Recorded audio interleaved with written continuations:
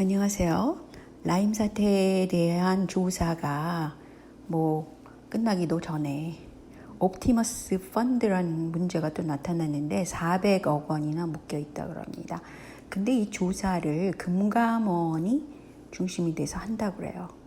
근데 과연 이 금감원이 하는 일이 도대체 뭔가? 제가 금감원을 서칭해서 들어가 봤습니다. 그랬더니 금융감독에서 감독 기능만 강조를 해야 되고, 그리고 금융이라는 것은 자본주의의 그 피해 순환을 조사하는 거잖아요. 그러니까 돈의 흐름을 조사하는 거잖아요. 그럼 굵직굵직한 것만 감독을 해도 그 사회가, 한국이라는 사회가 좀 더 건전하게 될 텐데, 이거는 5만 가지를 다 여기다 집어넣습니다. 소비자 경보, 주의, 아니 무슨 금융상품에 대해서 무슨 FX 마진 거래를 주의하세요. 이게 무슨 소비를 갖다가 유도를 하는 겁니까? 뭡니까? 그러니까 금융 감독이라는 건 감독만 철저히 해도 그 기능을 다 하는 거잖아요. 무슨 사건이 일어나면 금융감독원이 알아서 한다라고 매번 그렇게 넘기잖아요, 정부에서. 그런데 그 금융이라는 것은 감독원의 기능을 좀 더 강화해야죠. 한국처럼 이 문제가, 펀드 문제가 이렇게 너무 자주 일어나고 있는 상황에서, 게다가 온라인 감독은 또 누가 할 것이며, 또 큰 그 펀드가 왔다 갔다 할 땐 또 누가 할 것이며, 이런 거를 위해서 펀드 자체만을 전담하는 금융감독원이 필요하다는 거죠. 그래서 공수처라는 거는 하는 일이 뭐예요? 과거사에서 판결을 뒤엎는다? 그게 공수처가 하는 일입니까? 공수처는 필요가 없다고 생각해요. 한국에서 제일 필요한 거는 금융감독원의 감독 기능을 강화시킨 특수감독원, 이런 게 필요하죠. 검찰력에서 그런 것이 있다고 하지만 그게 아무래도 검찰력도 미흡할 수 있습니다. 그래서 공정한 감독원이라든지 이렇게 특수 감독원, 금융만 전담하는 그런 게 필요하다고 생각합니다. 그래서 여기 들어가 보면 금융감독원이라는 게 무슨 코로나19에 관한 금융 지원부터 중소기업, 자영업자 금융 지원까지 이렇게 지원을 한다는 것은 행정부에서 하는 건데, 금감원이 그러면 행정부랑 이렇게 가까이 있단 말입니까? 장애인 친화적인 ATM까지. 그런 거는 소비자의 금융 생활을 편하게 하는 거, 소비자 중심, 그런 거는 따로 두면 되잖아요. 금융 감독이라고 하는 게 아니라 금융원, 이렇게 해서 소비자 중심 금융원을 돌리고, 그 다음에 감독원은 감독 기능을 철저히 해야죠. 세상에 이렇게 큰 자금들이 지금 계속해서 나타나가지고 한국 사회에 큰 문제가 됐는데, 이것을 금감원이 하는 일이 철저하지 않다고 보이는 거예요. 검찰력이 들어간다 한들 이것이 또한 정부와 연관이 된다 그러면 또 지부지 넘어가고, 또 특히 해외에 무슨 특수 운용사 많잖아요. 해외에서 굵직굵직한 거, 그런 것과 연관되면 또 그냥 넘어가고, 그게 금감원이 하는 일이라는 거죠.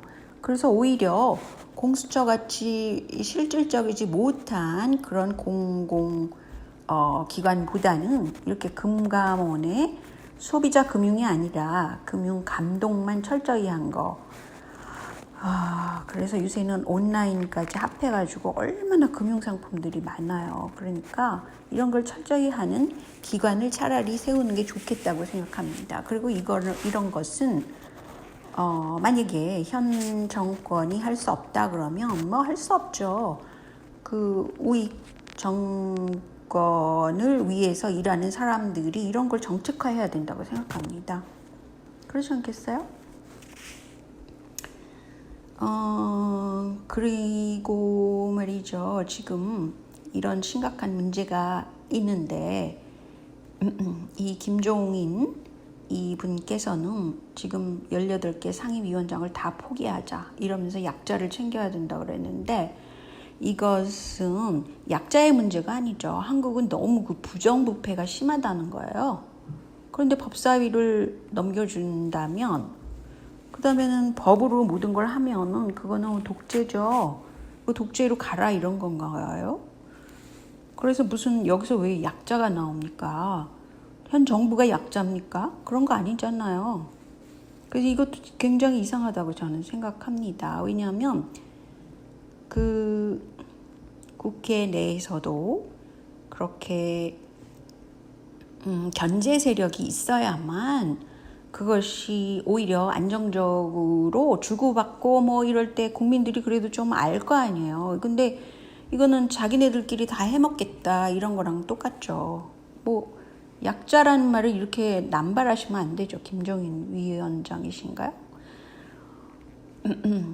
이거는 뭐 약자라니 좀 이상하지 않아요? 지금 입법활동에서 볼 때. 그러면 여기서 보면은 이거 우파 스피커가 이거를 내세웠던데 민주당에서 그 민주당 의원 중에서 또 필리핀에 가서 무슨 파티를 하고 뭐 또 아마 성매매 그런 것까지 한 것 같은데 이렇게 난리를 치면서 환장 파티를 했답니다. 민주당에서 현 정부 정당입니다. 근데 이런 거를 바로잡을 기회가 없잖아요. 만약에 야당이 이렇게 시원치 않으면 그러지 않겠어요?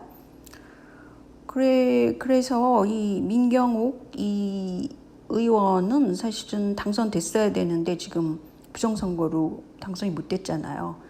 그래서 열심히 이런 것을 파헤치고 부정선거다라고 얘기를 하는데 현재 야당의 책임을 지고 계신 이 김종인 이분께서는 도대체 누가 약자라는 겁니까? 지금 그래서 이런 거는 견제 세력이 없다는 거는 상당히 큰 문제라고 생각합니다. 그래서 견제 세력에 대해서 뭐 약자라고 그래서 지금 얼마 전에 박원순 시장이 민주노총 뭐 거기 이 위원장 같은 거를 만나고 그랬잖아요. 그런데 어제자 뉴스인가요? 보니까요. 최저임금 인상을 하자 이렇게 얘기를 했더라고요. 지금 때가 어느 때인데 이런 거를 발표를 하는지 모르겠더라고요. 시급을 1,770원으로 해서 최저임금 수준을 높이자 그랬는데 원래 이렇게 임금 수준을 높인다는 것은 어떻게 해야 되냐면요. 그 인플레가 있을 때 그 인플레율 에 따라서 기본 그러니까 최저임금 수준을 높여야지 어떻게 돼서 이게 도대체 몇 프로를 올린다고 그랬냐면요. 한 해보다 25% 인상을 한다고 그랬어요. 민주노총이. 그럼 뭐 25%는 어디서 책정된 겁니까? 그게 약자기 때문에 이런 걸 봐줘야 되나요? 민주노총이라는 사람이 약자입니까? 이 사람이 민주노총 위원장인가 본데요. 민주노총 위원장 같은 분이 여기 들어가 있어요. 여기 노조를 이 대통령이 만나고 그래서 싸바싸바를 하더라고요. 근데 한국의 노조라는 거는 약 10% 정도밖에 안 돼요. 그게 무슨 유럽 수준도 아닙니다. 게다가 굉장히 이 탑에 가 있는 분들은 잘 먹고 잘 살아요. 왜냐하면 그거를 자기 지위를 고착시켜서 그것에 대한 충분한 응당의 그런 그 뭔가를 받고 있죠. 왜냐하면 대기업 위주의 그 노조가 형성되어 있기 때문에 그렇다고 봅니다. 그러니까 한국은 빈부차가 크고 대기업과 아주 영세 기업 뭐 이런 게 다 존재하잖아요. 때문에 이 민주노총이 하자 그런다고 그것이 옳다? 이렇게 볼 수 없어요. 그리고 이분은 가슴에 무슨 왜 세월호 이 표시는 달고 다녀요? 세월호라는 것이 뭡니까 도대체? 세월호의 문제를 해결했어요? 안 그랬잖아요. 이 박주민 같은 사람 웃기는 사람이에요. 세월호를 들고 나와가지고 지지율을 올려가지고 지금 국회의원 해먹는데 그래 놓고 하는 짓 보면은 정말 한심합니다. 세월호를 팔아먹는 거잖아요. 이거는 세월호의 원인 규명도 못할 겁니다. 그 원인 규명이 전혀 다른 데가 있기 때문에 그렇죠. 근데 이 박주민 이 사람도 웃기는 사람이에요. 이렇게 주렁주렁 뭘 달고 다니는 것도 이상하지만 세월호의 나비는 왜 달고 다니냐고요.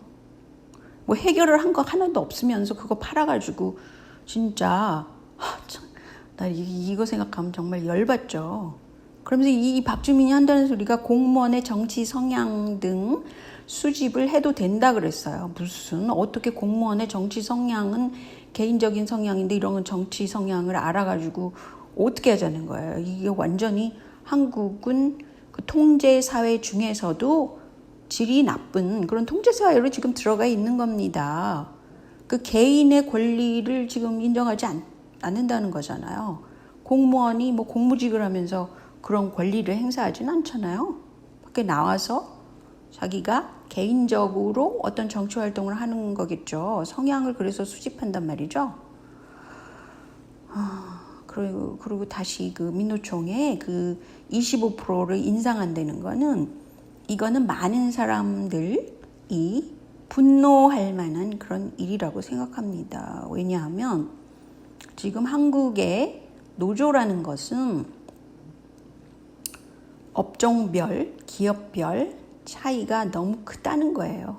게다가 노조 결속을 한 퍼센테이지가 한 10% 정도 선인데 그거를 또 노총하고 저기 한국노총 뭐 이렇게 또 갈라먹고 그래서 지금 대통령 청와대에서는 그 양쪽을 불러다가 뭐 다 그래 착한 사람이고 선한 사람이야 이런가 본데 이게 정책적으로 이게 말이 되냐고요. 25% 지금 사실은 이 현재 그 노조 중심이 돼서는 안 되죠. 그 기업 중심이 돼도 지금 기업들이 허덕이는 상황인데 말이죠. 그래서 이거는 말이 안 된다고 생각하는 바입니다. 그리고 뭐 최저임금 인상을 우리는 약자이고 선한 사람이니까 그렇게 25%를 그냥 불러대는 겁니까? 아무런 근거 없이? 참 어이가 없네요, 한마디로. 그래서 이것은 제가 무슨 뭐 좌다 우다 이런 걸 떠나가지고 이게 상식선에서 있을 수가 없다는 거예요. 댓글을 보세요. 여기 보면은 지금 노동자 대변인이라 그러면서 억대 연봉을 챙기는 사기꾼들이다 라고 이러질 않나. 또 최저임금을 그렇게 올리면 사장들이 알바를 안 쓰고 지금도 20대 초반이 지금 알바 자리가 없어서 난리인데 이게 말이 되냐 이렇게 얘기들을 해요. 근데 뭐 이거는 사실은 뭐 유시민 측 댓글 부대가 다를 수도 있긴 하겠지만 저는 그런 걸 떠나서 이거는 몰상식하다는 거죠. 한마디로. 그렇지 않아요? 완전 몰상식한 거예요. 지금 하는 행태들이. 그리고 폼페이오 국무장관이 볼턴 보고 배신자라고 맹비판을 했다는데 아주 잘했어요. 세상에 한 정부가 끝나지도 않아서 그 정부에 있던 사람이 나서서 그렇게 노골적으로 그 트럼프를 지지율을 떨어뜨리려고 그 책을 낸다는 게 그게 상식입니까? 미국 사회라는 것은 전혀 상식적으로 돌아가지 않고 있다고 생각하고 합니다. 그리고 폼페이오는 트럼프는 전 세계의 선을 위한 세력이라고 주장을 했대요. 굉장히 공감합니다. 사실 뭐 폼페이오 이 사람도 아무튼 굉장히 괜찮다고 생각해요. 그나마 볼턴보다는 100번 낫죠. 그렇죠?